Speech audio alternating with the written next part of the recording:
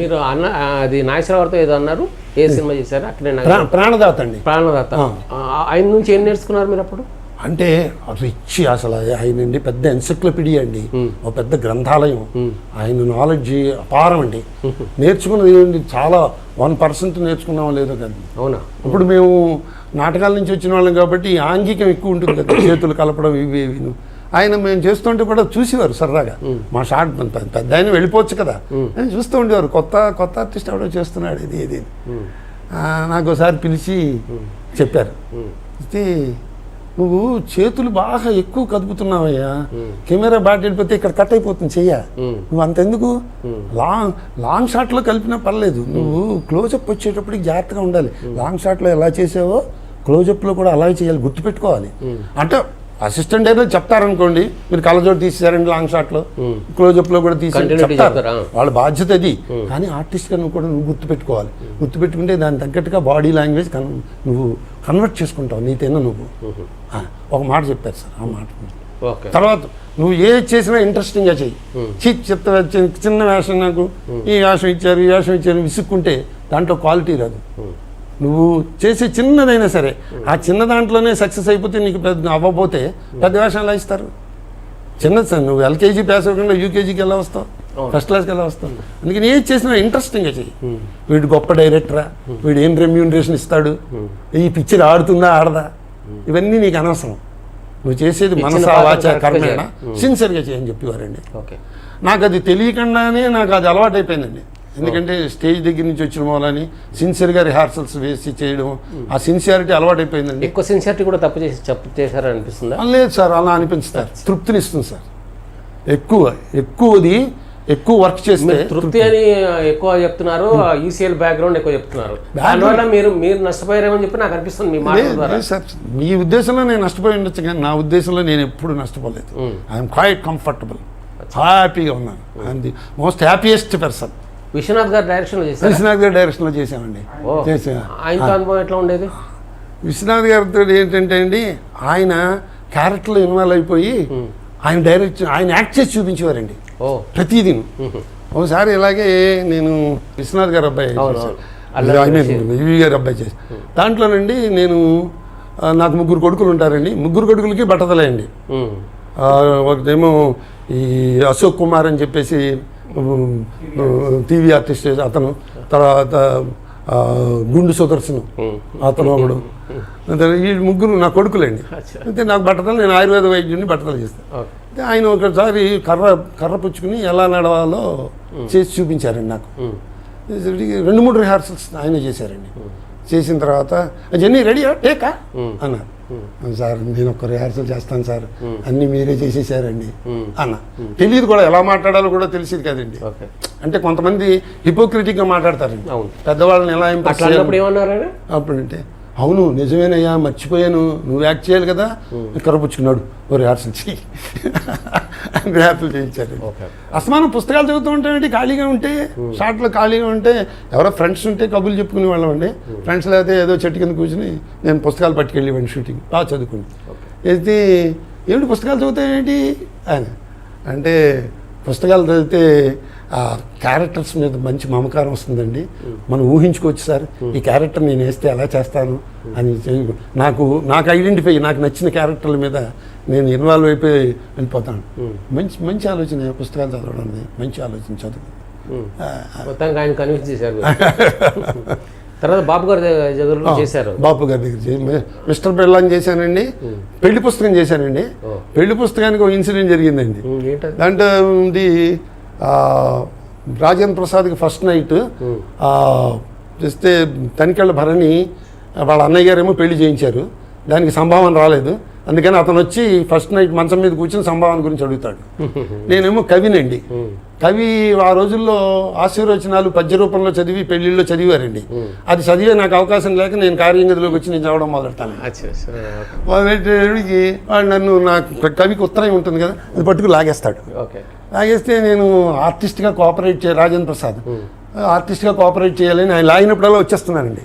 వచ్చేస్తుంటే బాపు గారు 2 రిహార్సల్ చూసి, మీరు రాకూడదండి, it is tug of fight, మీరు అక్కడే ఉండాలని కోరుకుంటారు, ఆయన ఏమో బయట లాగాలని చూస్తాడు, it is tug of fight అన్నాడు. ఓకే 2 రిహార్సల్స్కి అలవాటు 3 రిహార్సల్ కూడా మళ్ళీ వచ్చేసానండి. వస్తే అప్పుడు ఆయన వేసి ప్రతిదానికి బొమ్మ వేస్తారు కదండి, ఆ బొమ్మ వేసి ఇలా ఉండాలి అని చూపించారండి. ఈ బొమ్మ ఇందాక చూపిస్తే ఇప్పుడు టేక్ ఓకే అయిపోయేది కదండి అన్న. బొమ్మ వేసినంత బాగా చెప్పలేకపోయాను నీకు అని నవ్వేశారండి. అంటే మా అజ్ఞానాన్ని ఇన్నోసెన్స్ని ఆయన పాజిటివ్గానే తీసుకున్నారు కదా, నెగిటివ్గా తీసుకోలేదండి. అలాగే మిస్టర్ పెళ్ళాల్లోనండి నేను ఒక సేల్స్ ఎగ్జిక్యూటివ్ అండి, నన్ను పిలుస్తారండి.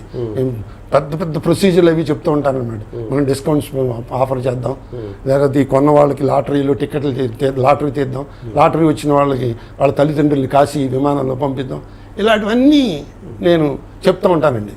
చెప్తూ ఉంటే హీరోయిన్ ఆవిడ పక్కపక్క నవ్వుతుందండి. పక్కపక్క నవ్వి రూపాయి పావుల పంది పిల్లకి 5 రూపాయలు కోడి పిల్లని దిష్టి తీసేట అలా ఉంది మీరు చెప్పేది అంటుందండి. ఆవిడకి నేను షాక్ అయిపోతాను. అంతకుముందు ఏం జరిగిందంటే అండి, ఎండి గారు ఎంబీకే ప్రసాదరావు గారని ఆయన ఉద్యోగం చేస్తూ వేషాలు వేసేవారు. ఆయన వస్తూ అక్కడ 5వ చైర్ దగ్గర మంచినీళ్ళ గ్లాసు మీద మూత లేదు, ఎవరు పెట్టారు అంటాడు. అంటే ఆయన చాలా స్ట్రిక్ట్ అని ఎస్టాబ్లిష్ చేయడానికి. అది నాకు గుర్తొచ్చిందండి. అది గుర్తొచ్చి బాబు గారి దగ్గరికి వెళ్ళి మెల్లిగా చెవిలో, సార్ ఆ అమ్మాయి నా గాలి తీసేసి నా చేత నీళ్లు తాపించింది కదండి, నా ఎదురుగుండా నీళ్ళ గ్లాస్ పెట్టారు కదండి, ఆర్టికల్ని ఉపయోగించుకోవాలంటారు కదండి, నేను నీళ్లు తాపించింది అంటారు కాబట్టి అది తీసి గడగడగడ తాగేస్తాను సార్, మీరు తాగమంటే తాగుతాను సార్ అని. మళ్ళీ భయం ఉంటుంది కదా. బాగానే ఉంది ఆలోచన, తాగు బొలక పోసుకోకుండా రిహార్సల్ చేయి, బొలక పోసుకుంటే మళ్ళీ తడి అయిపోతుంది మళ్ళీను. ఎలా ఉత్తా అంటే నేను మైమ్ ఆర్టిస్ట్ అండి, నేను మైమ్ చేస్తానండి, గ్లాస్ లేకుండా గడ్గడ్గా తాగేసేది. వెరీ గుడ్, అలాగే తాగా. ఇలాంటి చిన్న చిన్న అనుభవాలండి, చాలా పెద్ద పెద్ద హీరోలతోటి పెద్ద పెద్ద డైరెక్టర్లతోటి కూడా. సార్ ఇంత చేశాక మీకు ఎప్పుడు డైరెక్షన్ చేయాలని చెప్పి అనిపించిందా? నాకు అనిపించలేదండి, టు బి ఫ్రాంక్. నాటకాలు కొన్ని చేశాను కానీ, నాటకాలు రాశానండి, రేడియో నాటకాలు రాశాను, స్టేజ్ ప్లేలు రాశాను. డైరెక్షన్ చేయాలని డైరెక్షన్ ఎందుకంటే అది వెరీ వెరీ డిఫికల్ట్ ఆర్ట్ అండి. అన్నిటి మీద మంచి గ్రిప్ ఉండాలండి. సినిమా ఫీల్డ్ అయితే మీకు తెలియదు ఉంది, 24 క్రాఫ్ట్స్ గ్రిప్ ఉండాలి. అయితే నటన అంటే ఒక ఓన్లీ నటన కాన్సన్ట్రేట్ చేసి ప్రొడ్యూస్ చేయాలని చెప్పి ఎప్పుడు అనిపించలేదా? ప్రొడ్యూస్ చేయాలని ఎప్పుడు అనిపిస్తుంది అంటే అండి, రామానాయుడు గారి బ్యాలెన్స్ కంటే ఎక్కువ ఉంటే మన బ్యాంక్ బ్యాలెన్స్ అనిపిస్తుందండి. నాది గోచీకి పెద్ద, తువ్వాలకి చిన్న, కానీ కంఫర్టబుల్ బ్యాంక్ బ్యాలెన్స్. అందు గురించి రిస్క్ తీసుకోవడం. ఈసీఎల్ మిమ్మల్ని చాలా చెడగొట్టింది సార్. చెడగొట్టలేదు సార్, లైఫ్ ఇచ్చింది సార్. అది అని మీరు అనుకుంటున్నారు? అంతే నేను అనుకోవడం, ఇప్పుడు నా జీవితం నేనే అనుకోవాలి కానీ మీరెవరు అనుకోవడానికి? మీరు నేను బాగా కృషి చేయలేదు అనుకోవడానికి మీరెవరు? నేను బాగా కృషి చేశాను. మీరు బాగా షైన్ అవ్వలేదని మీరెవరు? నేను బాగా షైన్ అయ్యా అని నేను సాటిస్ఫై అవ్వకపోతే అసంతృప్తి మిగులుతుంది సార్. అసంతృప్తి అంత దౌర్భాగ్యం కూడా. అసంతృప్తి అంటే అది చాతకాని అనుకునేది కూడా అని అంటారు. అంటే ఒక్కసారి పాపం ఫెయిల్ అయిన వాళ్ళు కూడా, చేతకాని వాళ్ళు అని కాదండి, కొంతమంది ఎక్స్ట్రాడినరీ ఆర్టిస్టులు కూడా వాళ్ళకి అవకాశాలు రాకపోతే వాళ్ళు డిప్రెషన్లోకి వెళ్ళిపోయిన వాళ్ళు ఉన్నారండి. నా కళ్ళతోటి నేను చూశాను. సో ఇక్కడ సినిమా ఇండస్ట్రీలో వెలగాలంటే టాలెంట్ ఉండాలా, లక్ ఉండాలా? రెండుంటే ఏది ఉండాలి చెప్పండి? టాలెంట్ ఉంటే లక్ వస్తుంది సార్, లక్ ఉంటే టాలెంట్ లేదనుకోండి.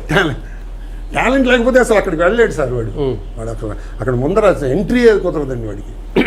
టాలెంట్ అన్నది ఎంట్రీకి ఉపయోగిస్తుంది. పేర్లు చెప్పలేను కానండి, ఇప్పుడు వెలుగుతున్న హీరోలు కొందరు వాళ్ళ ఫస్ట్ సినిమాలు చూస్తే మీకు చాలా భయం వేస్తుంది, ఎవరు వీడు అన్నట్టు ఉంటుంది.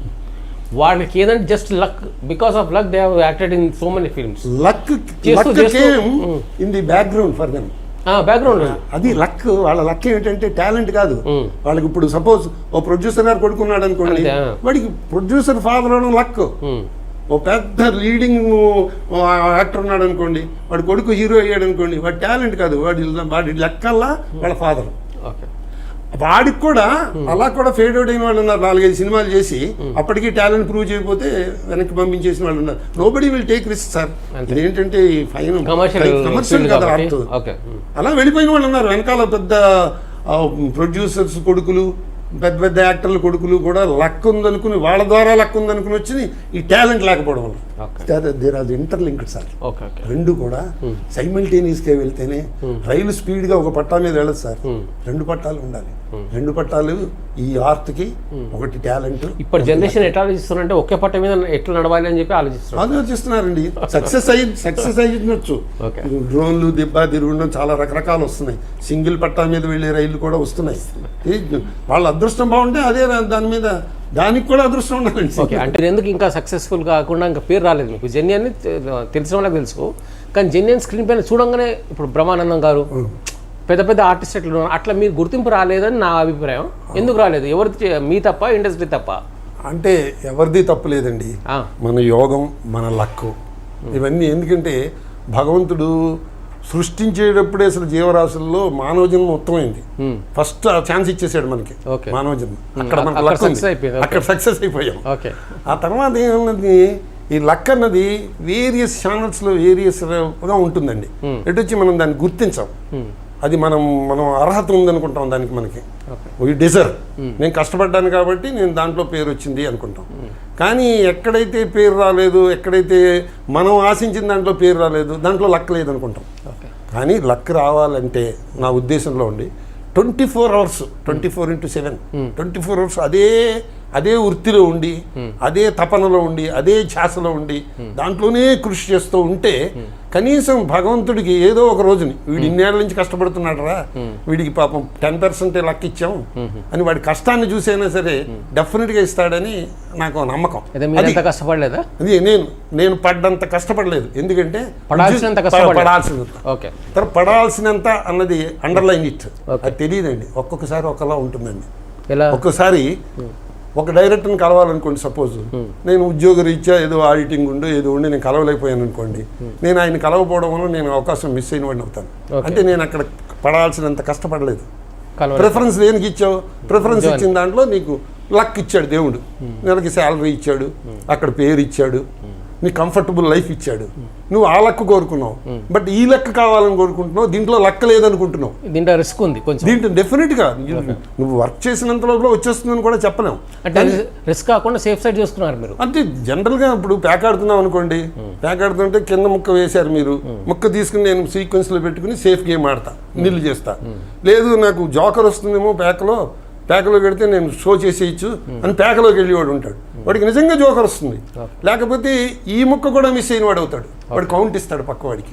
ఇట్స్ ఎ గేమ్ అండి. మనం చిన్నప్పుడు వైకుంఠపాళి ఆడేవాళ్ళని చూడండి, ఎన్ని పావులు, ఎన్ని నిచ్చెళ్ళు, జీవితంలో అలాగే ఉంటుంది. అంటే మీరు తప్పు చేశారని మీరు? నేను ఎప్పుడు నో రిగ్రెట్స్ అండి. నేను నో రిగ్రెట్స్. ఎందుకంటే తప్పు చేస్తే చాలా అవస్థలు పడి ఉండేవాడినేమో. ఏ అవస్థలో పడకుండా కంఫర్టబుల్ లైఫ్ లీడ్ చేస్తున్నాను. హ్యాపీగా ఉంది ఫ్యామిలీ లైఫ్. ఆ కంఫర్టబుల్ లైఫ్ కోరుకుంటూ ఆ వంకతోనే మీరు అలా అయిపోయారేమో అని చెప్పి నా భావన. అది చెప్పలేము సార్. అది వుడ్ హ్యావ్ బీన్, అలా చేసుంటే, ఇలా చేసుంటే, ఇలా జరిగేదేమో, అలా జరిగేదేమో అని రకరకాలుగా అనిపిస్తుంది. మనం ఇప్పుడు బస్సులో వెళ్ళాం అనుకోండి, బస్సు యాక్సిడెంట్ అయిందనుకోండి, ఈ బస్సులో అనవసరంగా వచ్చామరా అనిపిస్తుంది. అదే బస్ టికెట్ దొరకలేదనుకోండి, మీరు ట్రైన్లో వెళ్ళారు, మీరు ఆ రకం కవర్ చేస్తున్నారా?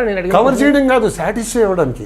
మనకి ఎందుకంటే మనకి లక్ లేదని వర్రీ అవ్వడం కంట మనకి ఈ విధంగా లక్ ఉంది. బస్సులో టికెట్ దొరికింది, బస్సులో వెళ్ళాం. రైల్లో వెళ్ళుంటే యాక్సిడెంట్ అయ్యేదేమో. కవర్ చేసుకుందుకు కాదు, మనం తృప్తి పడ్డానికి ప్లస్ నాకంటే ముందర రైల్లో వెళ్ళేవాడిని చూసి ఈర్షపడకుండా ఉన్నాను. అరే వాడి జర్నీ చాలా కంఫర్టబుల్గా, బెర్త్ దొరికింది, రైల్లో వెళ్ళాడు, ఇది మనం బస్సులో వచ్చాం, యాక్సిడెంట్ జరిగింది అని ఈ కంపారిజన్లో వచ్చేటప్పటికి ఏం జరుగుతుందంటే దీని వెనకాలే అనేక ఇయర్స్ ఉంటుంది సార్. ఆ జలసి ఆటోమేటిక్గా వచ్చేస్తుంది సార్.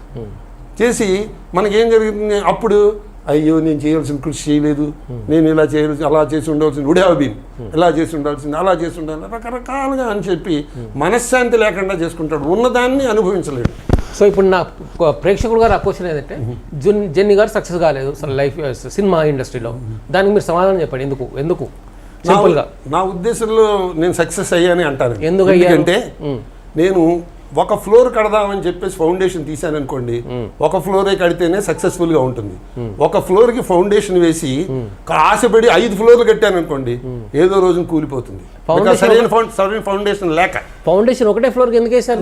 నేను నా కెపాసిటీ చూసుకోవాలి కదా. నేను ఇప్పుడు రామానాయుడు గారు 10 అంతస్తులు కట్టారని చెప్పి నేను 10 అంతస్తులు ఫౌండేషన్ తీయగలనేమో కానీ బిల్డింగ్ కట్టలేనుగా. నా కెపాసిటీ ఆయన 10 అంతస్తులు కట్టారు, మనం 5 అంతస్తులను కడదామని ఒక ప్రయత్నం ఉండాలి కదా. ఉండాలి కానీ నా కెపాసిటీకి నేను ఒక ఫ్లోర్ కడితే చాలు అని, because my pocket is permitted that. అప్పుడే నిర్ణయించుకున్నా అన్నమాట. లేదు నేను ఎక్కువ చేయాలి అనుకుని ఉంటే ఇంకా ఇంకా ఇంకా అహోరాత్రాలు కృషి చేసి ఉంటే వచ్చుండేదేమో, మైట్ బి, చెప్పలేదు. ఓకే, సో ఆ రకంగా మీరు ఫుల్లీ సాటిస్ఫైడ్ సార్. ఓకే, మొదట్లో కొంచెం అయ్యయ్యో వాళ్ళు వేషాలు వేసేస్తున్నారు, వీళ్ళు వేషాలు వేస్తున్నారు, ఆ వేషం నేను ఇంకా బాగా చేయగలను, నాకు ఛాన్స్ ఇచ్చుంటే అదర్ కొట్టేసి ఇవ్వండి, అయ్యయ్యో ఆయన కలవాల్సిన డైరెక్టర్ నాకు తెలుసు కదా, కలవాల్సిన అని కొంచెం మనస్థానం ఉండేది కాదండి, టు బి ఫ్రాంక్. కానీ నాకు ప్రయారిటీ ఏంటి, నీకు ఇప్పుడు ఉద్యోగంలో ఇంపార్టెంట్ వర్క్ ఉండి మీటింగ్ ఉంటే అది ఎస్కేప్ అయ్యి ఆయన వెళ్ళి ఆ డైరెక్టర్ని కలవడం ఏదో చేసామనుకోండి, ఇక్కడ ఉద్యోగం పోతుంది, అక్కడ డైరెక్టర్ గారు అవకాశం ఇవ్వకపోతే రెండు పోతాయి. అందుకని చెప్పి a bird in hand is better than 2 birds in the bush అంటారు చూడండి. మన చేతిలో ఉన్నది మనం సవ్యంగా చూసుకుంటే మనకి హ్యాపీగా ఉంటుంది. చాలా పొందిన అవమానాలని, మన అవమానాలు పొందారా ఇండస్ట్రీలో 300 సినిమాల్లో? అంటే అది ఇంకా గుర్తుపెట్టుకున్నా ఇప్పటికీ? అవమానం అని నేను అనుకోలేదండి, అనుభవమే అనుకున్నా. అవమానం అనుకుంటే నేను ఇన్ని సినిమాలు వేసేవాడిని కాదు, అప్పుడే ఇంటికి వెళ్ళిపోయాను అనుకున్నా. ఇంకా గుర్తున్నాయి అట్లా అంత నాకు అసలు ఏమి అవమానాలు ఏమి లేవండి. చెక్ బౌన్స్ అయితే అవమానం అనుకోండి, ఎందుకంటే ఆ ప్రొడ్యూసర్ అక్కడ ఉండడు, అది మామూలే. మా ఆవిడ ఏడాకోళం చేసింది, వీళ్ళతో వడ్డాణం చేయించుకోనా అని. అవమానాలు ఏం జరగలేదండి దేవుడి దయ వల్ల, నా ప్రవర్తన వల్ల. అంటే నేను డిసిప్లైన్గా ఉండేవాడిని అండి, పెర్ఫార్మెన్స్ ఇచ్చేవాడిని అండి, డబ్బుల గురించి కాల్చుకు తినేవాడిని కదండి, ఎందుకంటే డబ్బులు బోనస్ కదండి. అందుకని ఆ 3 వాళ్ళకి నచ్చేవండి.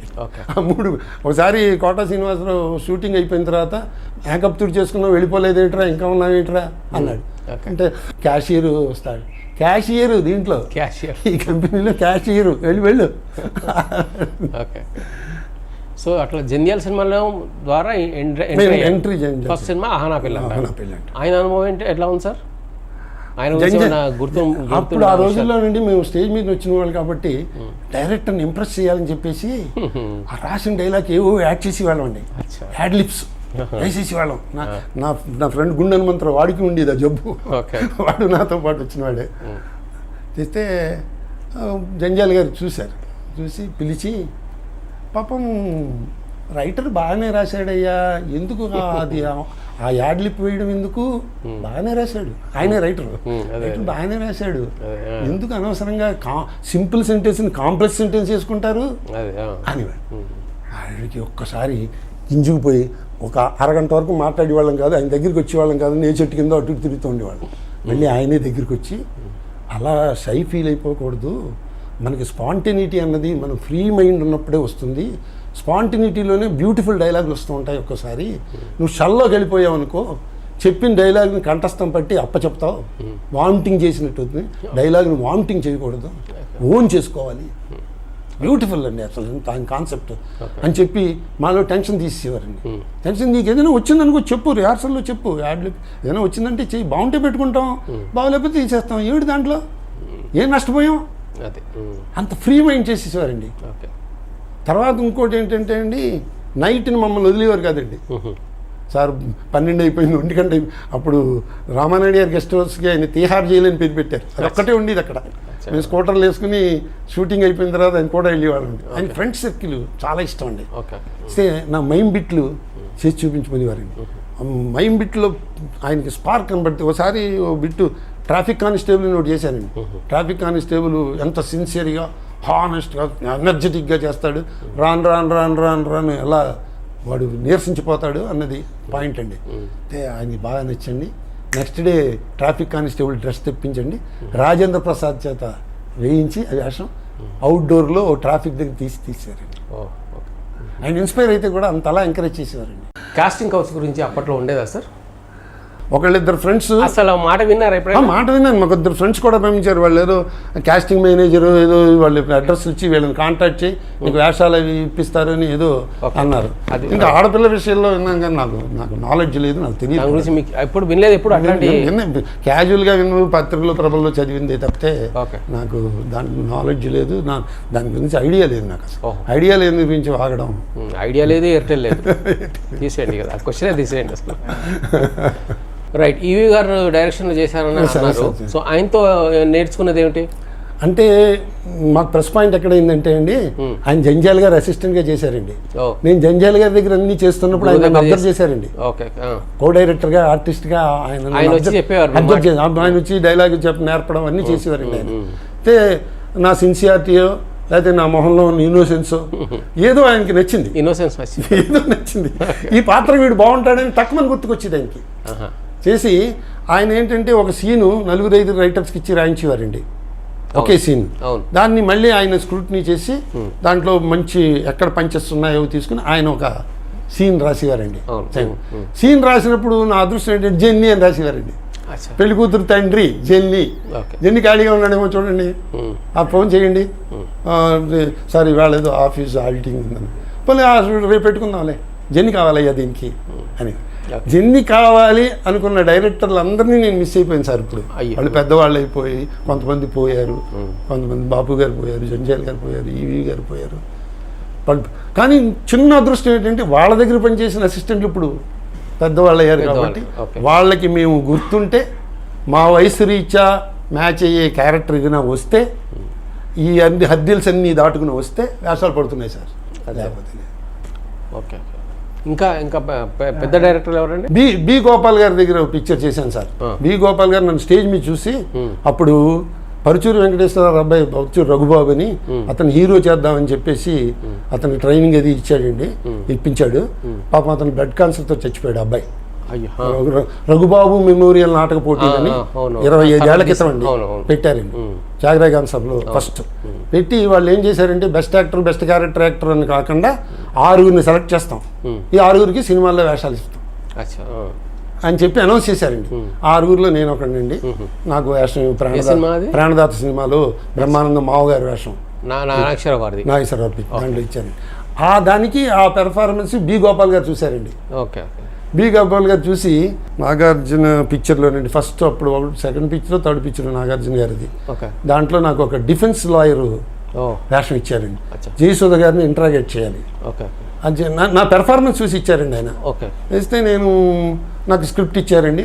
స్క్రిప్ట్ ఇస్తే నేను నాటకంలో పోర్షన్ అంతా రాసేసుకుంటున్నానండి. అంతా తీసేస్తారండి, 2-3 రోజులు తీస్తారని జ్ఞానం కూడా లేదండి.